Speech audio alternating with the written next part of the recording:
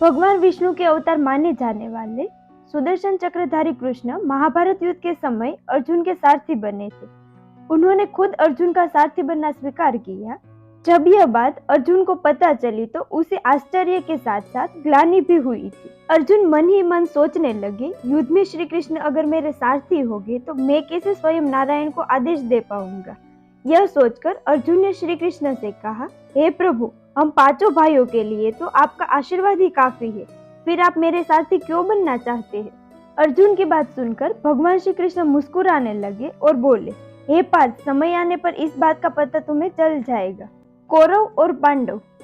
जब महाभारत युद्ध होना निश्चित हो गया तब कौरव और पांडव दोनों अपने मित्र संबंधियों को अपने पक्ष में लाने के लिए गए। इसी कड़ी में पांडव की ओर से अर्जुन और कौरव की तरफ से दुर्योधन श्री कृष्ण के पास पहुंचे। तब श्री कृष्ण ने दोनों से कहा, आप दोनों मेरे संबंधी हो, इसलिए मैं दोनों को कुछ न कुछ अवश्य दूंगा।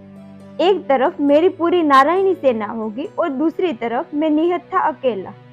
मैं इस युद्ध में अस्त्र नहीं उठाऊंगा। यह सुन अर्जुन ने भगवान कृष्ण को चुना और दुर्योधन नारायणी सेना को पाकर खुश हो गया। उसने यही सोचा कि युद्ध में श्री कृष्ण अकेले क्या कर पाएंगे, वो भी बिना अस्त्र के। सारथी रूप में श्री कृष्ण।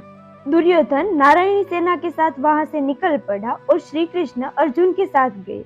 इसके बाद कौरव और पांडव युद्ध की तैयारी में जुट गए। युद्ध शुरू होने से पहले श्री कृष्ण की आज्ञा से अर्जुन ने पहले देवी दुर्गा से आशीर्वाद लिया, फिर महावीर हनुमान को रथ के ध्वज पर विराजमान होने को कहा। जब युद्ध शुरू होने का दिन आया तो श्री कृष्ण एक सारथी की भांति अर्जुन के शिविर से निकलने से पहले रथ को पूरी तरह तैयार करके खड़े थे। अर्जुन जब शिविर से अपने शस्त्रों के साथ युद्ध करने निकले तो पहले श्री कृष्ण ने अर्जुन को रथ पर चढ़ाया, फिर खुद चढ़े।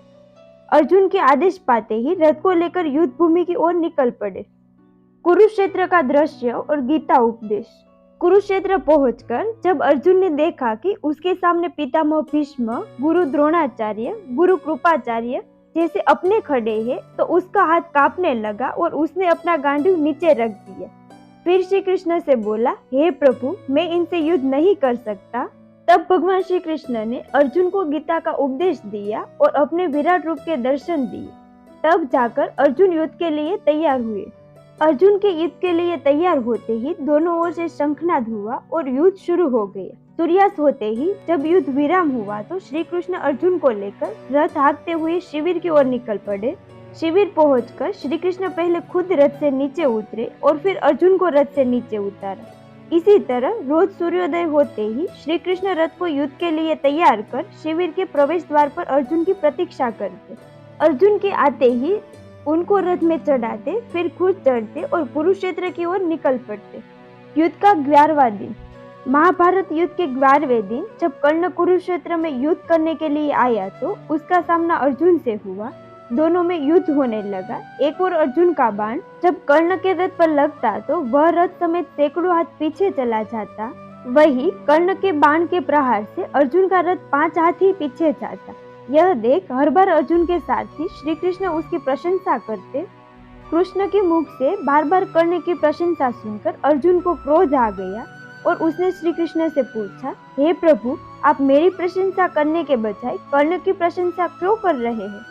तब श्री कृष्ण ने अर्जुन से कहा, हे पार्थ, तुम्हारे रथ पर महावीर हनुमान और स्वयं मैं विराजमान हूँ, फिर भी कर्ण के बाणों के प्रहार से पीछे चला जाता है, इसलिए कर्ण प्रशंसा करने योग्य है।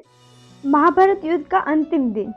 इसी तरह युद्ध चलता रहा। युद्ध के 18वें दिन भगवान कृष्ण सदा की तरह रथ से अर्जुन से पहले नहीं उतरे। अर्जुन से पहले उतरने को कहा। यह सुन पहले तो अर्जुन को आश्चर्य हुआ, क्योंकि युद्ध के बाद सदा श्री कृष्ण खुद पहले रथ से उतरते, फिर अर्जुन को उतारते थे। श्री कृष्ण के आदेश अनुसार अर्जुन पहले रथ से नीचे उतर आए, फिर श्री कृष्ण नीचे उतरे और अर्जुन को रथ से दूर ले गए। दोनों के थोड़े दूर जाने पर रथ में आग लग गई और वह जलकर भस्म हो गया। यह देख अर्जुन को आश्चर्य हुआ कि अनेक महारथियों का अंत करने वाला यह रथ आज पल भर में कैसे नष्ट हो गया।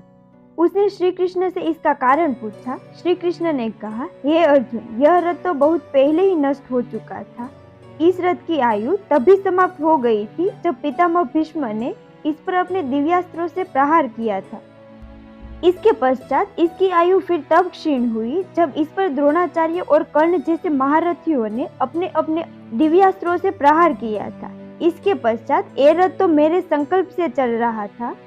तब अर्जुन को इस बात का ज्ञान हुआ कि युद्ध के शुरू होने से पहले क्यों वासुदेव खुद आगे बढ़कर उनके सारथी बने थे। हमारी ये वीडियो आपको कैसी लगी हमें कमेंट करके जरूर बताइए।